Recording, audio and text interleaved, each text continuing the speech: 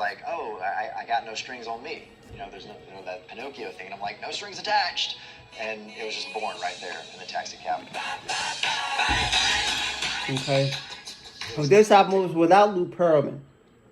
He had no involvement with this right here, okay? I guess. Timing for us. And the whole theme of No Strings Attached and being, away from this person that was holding us back.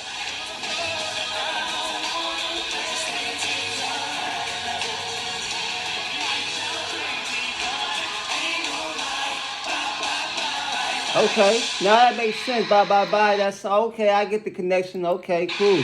That's what's up. It just catapulted us into like that next level. He would call me and he was real hurt and real upset. Was it an act because he loved me and he didn't want me to think bad of him? I don't know. But Lou would say to me, these boys didn't have anything when I took them under my wing. I made them who they were. Even though but you robbed them, took their money though. I get that, but you took their money. Was hurt. He still continued. He had to. He always. You didn't pay them what they was. Describe it. You didn't pay them their worth.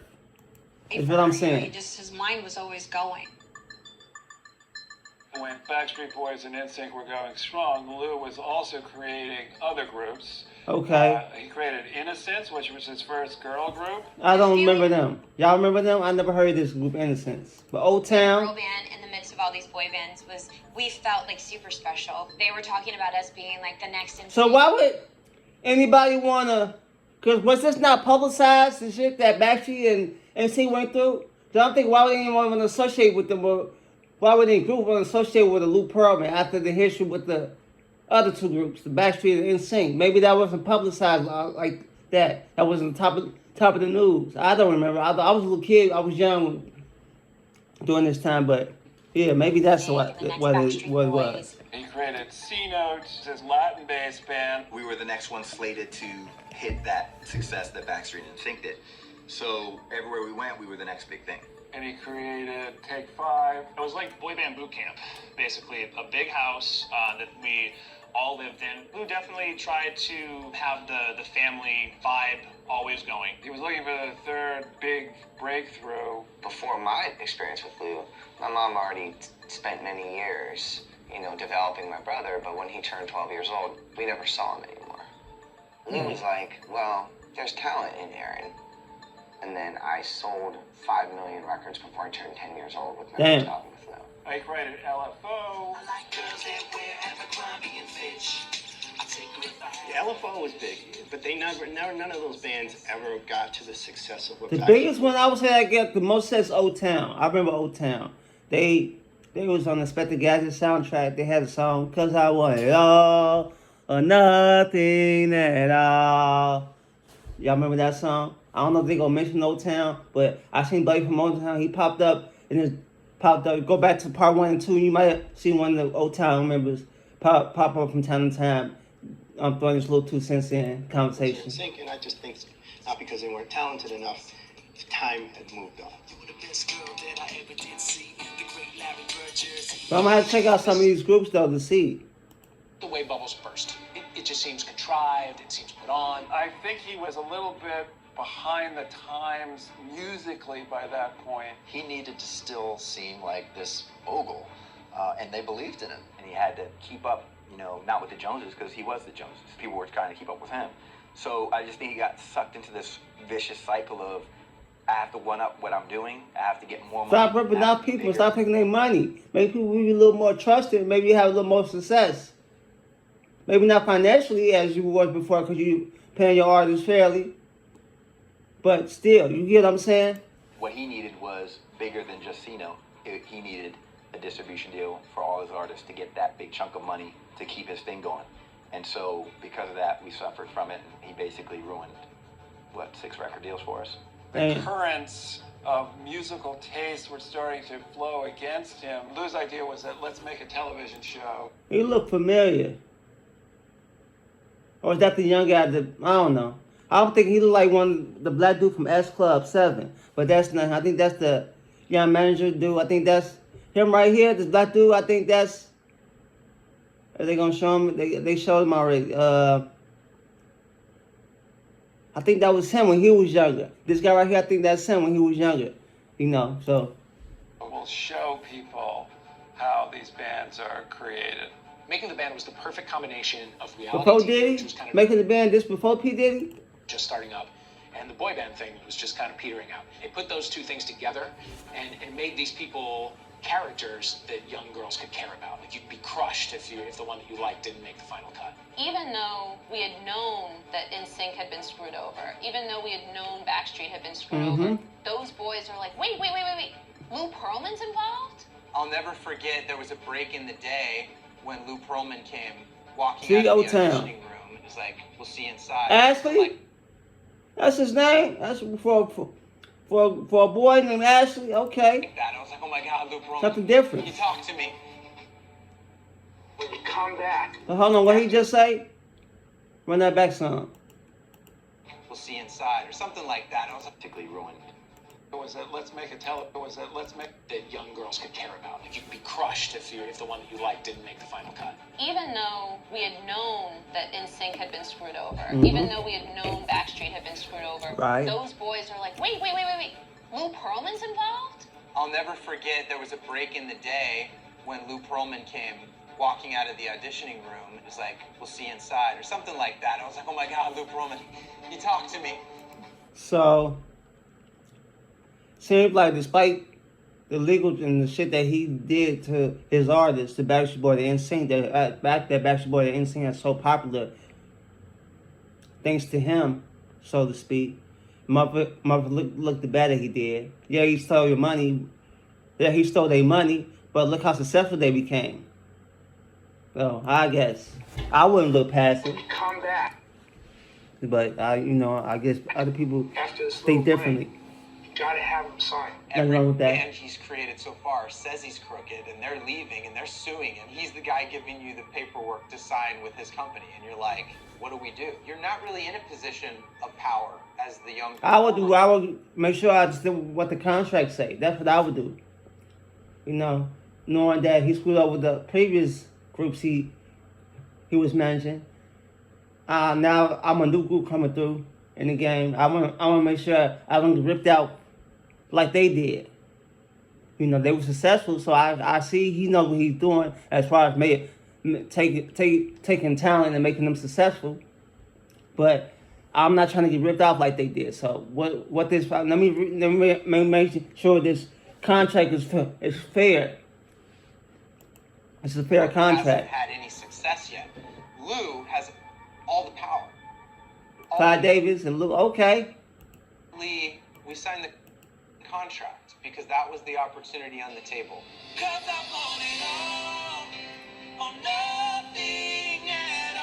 Hey, this is the song I was talking about.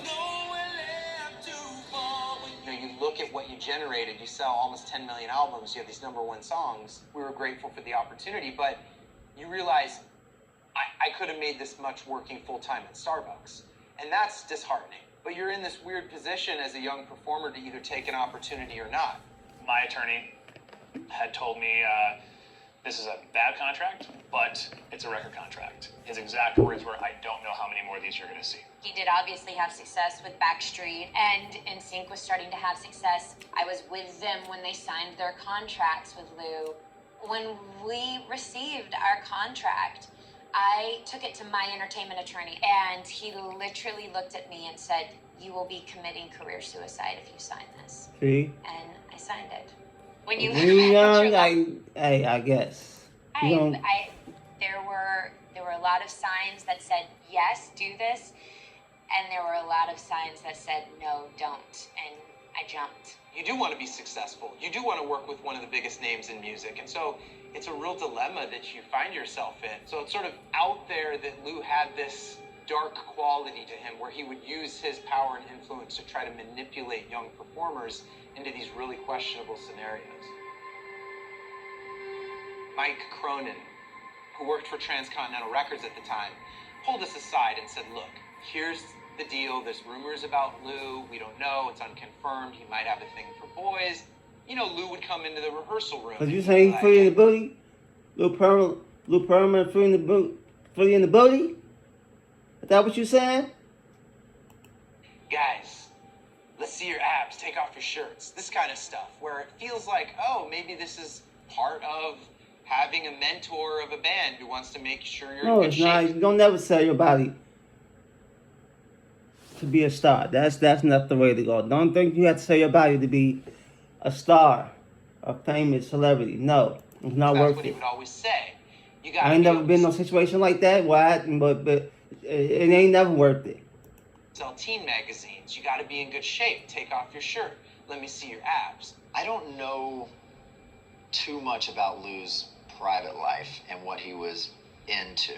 As a closeted person, I always just thought he was gay, and that was the reason he would act so weird sometimes. He would give you a massage, like, so he was very touchy-feely. He was just a very touchy guy. It always felt a little, okay, I think I know what you're doing. We kind of had people around us saying, hey, watch out for this behavior. It's kind of been out there that this may or may not be happening. And so you kind of knew what to look for. And I'll never forget the one time I was alone with Lou. We go back and he calls me in my room. And he's like, I want to talk to you about your performance. And so, like, against the advice of a lot of these other people, I go up to his room. And by the way, the whole time he was very good at playing on your desire to be successful.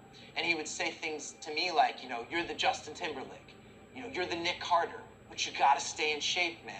He takes it another step further and says, I minored in physical therapy. In college, I can give your muscles a pump without you even working out. Come here, let me rub your muscles. So then it kind of starts turning into this weird massage. And then all the red flags start popping up like, oh, this is kind of what everybody's been talking about. And the phone rings and it's my manager and he goes to answer the phone and I got the hell out of there. And that was the only experience I had with Lou that sort of felt like, okay, this definitely feels like it's crossing some sort of line. Was that his way of touching somebody without really touching that person? I really don't know. I mean, I knew plenty of gay people, so, and he knew that I had no problem with it, so if he had said to me, you know, I'm gay, he knew I would have been fine with that. As far as the talk about him being a pedophile or doing those things to people, it's something I never saw him do. You had no proof of that. I never saw anything like that. I never witnessed anything happening with him and young boys. I mean, I heard a lot of stories. My opinion of Lou being a sexual predator is that is not true. That is so foul. He would come up to you and he'd teach you how to do push-ups. He taught me how to do diamond push-ups so I could build my chest. And he's a pedophile? Shut up. So what? But he's fat. He's fat. But anyway, I digress. About that, guys. I got to be really close with Rich Cronin because his brother Mike was our manager and LFO came out on tour with us. Rich was one of the members that actually lived in Lou's house with him at one point. I feel I can tell this story because Rich went on Howard Stern and told it. He tells me that Lou basically comes in and he's all worked up and he's like, you know, I got this big opportunity for you guys in Europe. He's punching his table. He's really acting good. He goes, this could be the make it or break it moment for LFO. This guy over in Europe who has this big recording company. He goes, all he wants to do is touch your penis. Oh.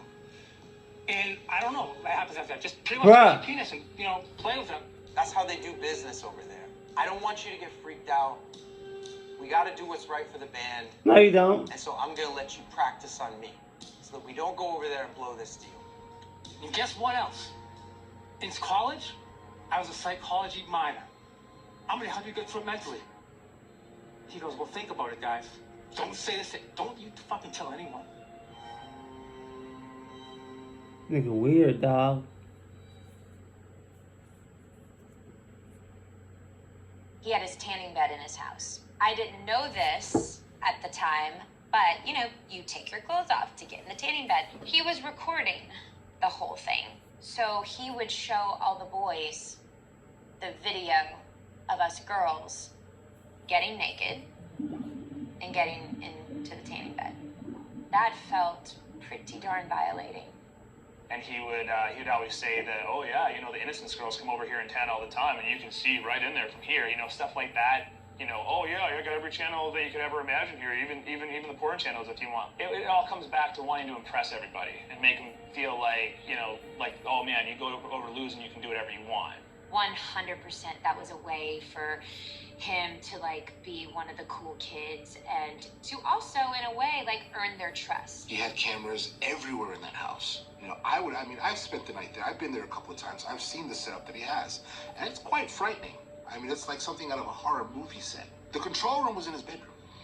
Yeah, that's weird, dog. You weird. That was Lou Pearlman. That was the Lou that we all got to know. But as long as the guys were 18, nothing you can do. I mean, they were there on free will. There's plenty you could do. It don't matter the age. Sexual abuse or inappropriateness and that sort of thing. It don't matter. It don't matter the age. If you 50 and you get sexually abused by somebody and you 50, and still you can press charges, get the law about all that shit. So I don't want to hear they 18, then you can do it. Yes, it is. Right, where's that footage? Why didn't she sue him? Exactly. Because it's all lies. I wouldn't let Tanning that all the time. My mom did too. She searched through it before she would let me go through it for cameras. So did my dad. Lou would not allow us to be released from him without signing the 6-man agreement. I also had said to Lou, face to face, I will not sign this release agreement because in that release agreement was a confidentiality agreement. And I told him to his face, I put it on his desk and I said, I will never sign this because for the rest of my life I will tell people what you did. After I had refused to sign the release agreement, Good for you. Lou had reminded me that he had taken insurance out on me. So you're making death threats? Wanted to remind you that, you know, if you're flying or you're whatever. Now you're making death threats. Someone's like an insurance policy on you. So if something happened to you, if you get unalived, that's money in my pocket. Nah. Would he have ever, you know, gone so far as to something really bad happening to me? Probably not. I don't know. I don't think he was just bluffing, trying to scare somebody. I don't think he was that diabolical. That he was capable of that. But it sure felt that way. I bet it did. And it's not really uncommon to a lot of young actors and musicians and people who are pursuing success to be preyed on by those who are in positions of power and influence above them. I mean, it's a very old story. Lou and I started talking, and I knew right away this was not going to end well. Well, Al, let me just tell you something. Because if I have to protect myself, I really think you're going to try to attack me and physically try to do violence. And I must put a claim to district attorney if something happens to me, to be noted that you're my only enemy that I have. The only one that I know. Well, I do that. It's the most ridiculous thing, because I know so many people who would consider themselves your enemy and be proud of it. Who? I'm not going to name names, Lou. I'm not the type of person who do violence. Well, I just hope not. Because losing on something that you wanted to do in your whole life is not very easy to take.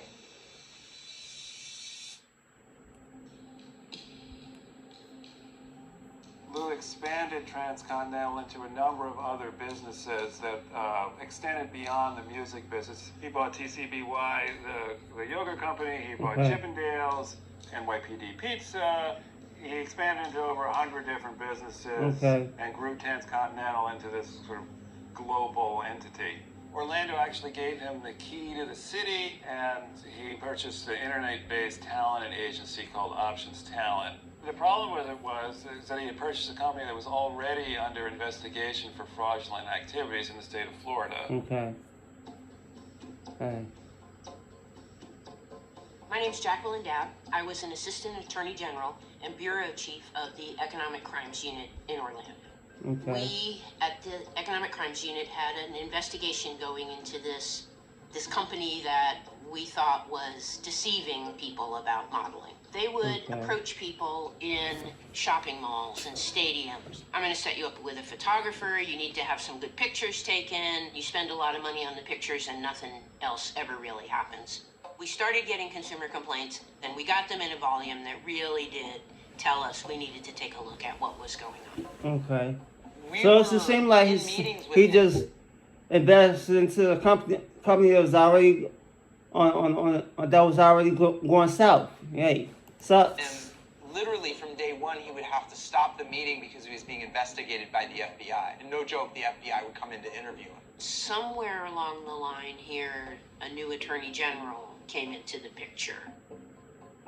When Charlie Crist was Attorney General of the state of Florida, Lou Pearlman was a supporter of Crist's campaign for governor.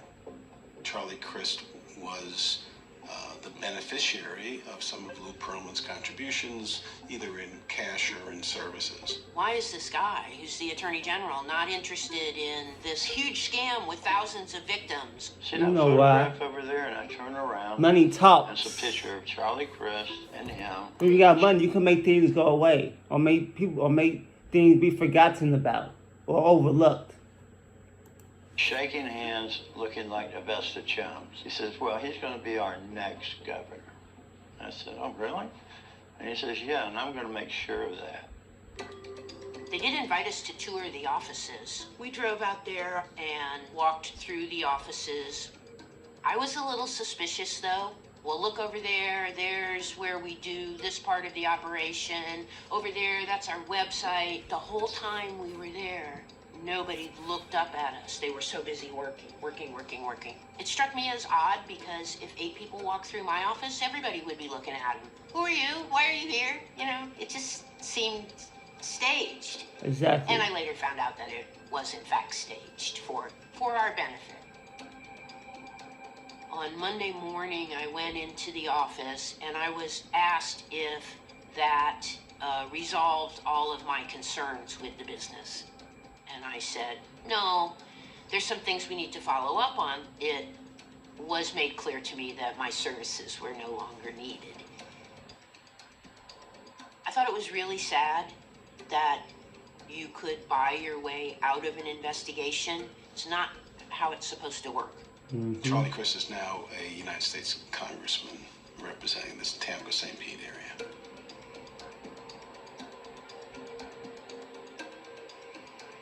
He's hiding something. Seeing what happened later was very frustrating because, from my perspective, it could have been prevented. Had we been allowed to continue, but that didn't happen. You know, there was a point where I had it in my hands and I couldn't make it happen. Sucks.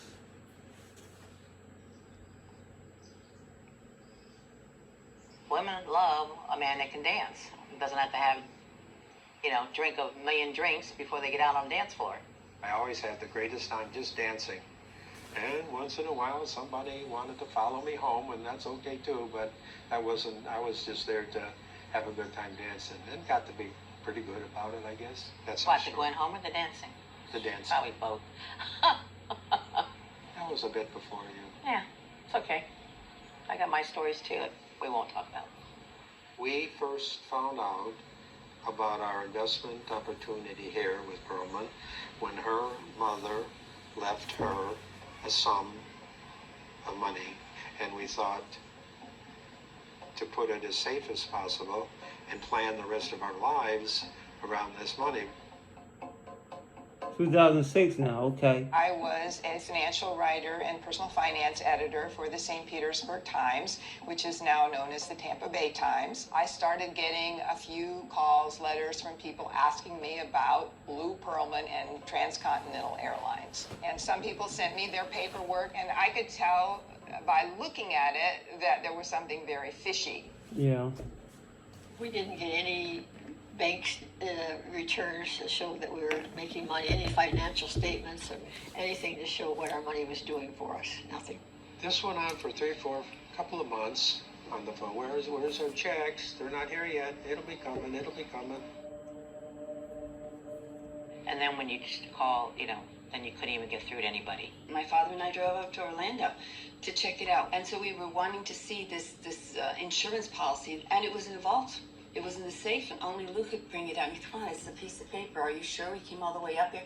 Oh, no, only Lou could do it. people started asking for their money back and they couldn't get it. All of a sudden, this man who had been so attentive to them and, whenever they had any questions, he was always happy to answer them. And then all of a sudden, he's so inaccessible.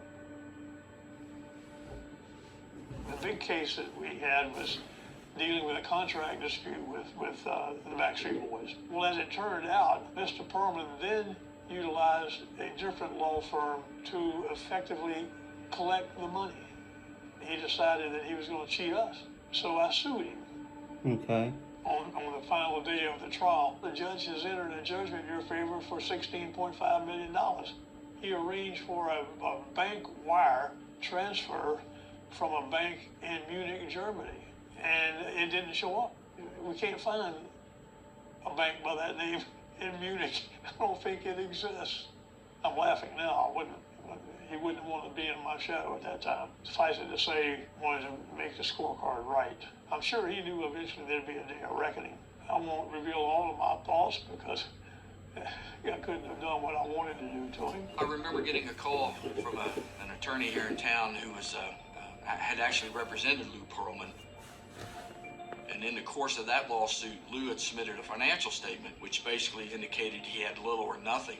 At the same time, he's borrowing money from banks all over the country, and he's indicating he's got all kinds of net worth. He had income that was traceable from these big bank loans, and he had income from NSYNC or Backstreet Boys. If you're able to convince banks to lend you money, you're pretty good at defrauding people. After the first article appeared, I did hear from a lot of investors, and they were really very worried. People started asking for their money back. I read in the paper that there was an investigation. I was getting very concerned. People initially didn't want to believe that they weren't going to get their money back. This guy's a rich guy. The money is somewhere. Where is it? We knew there had been several civil cases where banks had sued him, and we basically got those records. Obviously, they differed by quite a bit.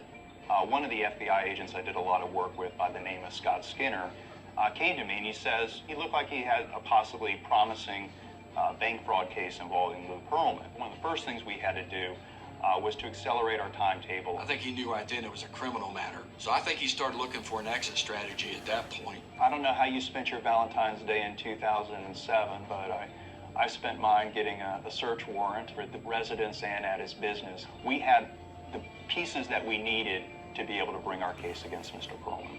Okay. And as we started going around and asking employees, friends, we learned about the investment program that he was offering through Transcontinental.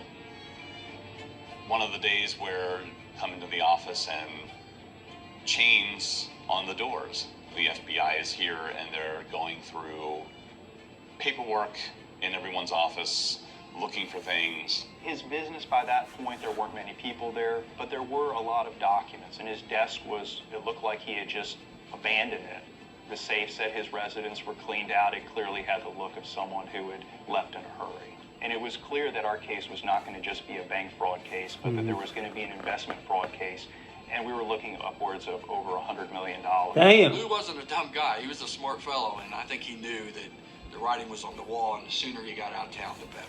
Everything started crumbling around him. And, he knew that he was in trouble, so Where'd he go? he just, left. I went where? Tell me the details.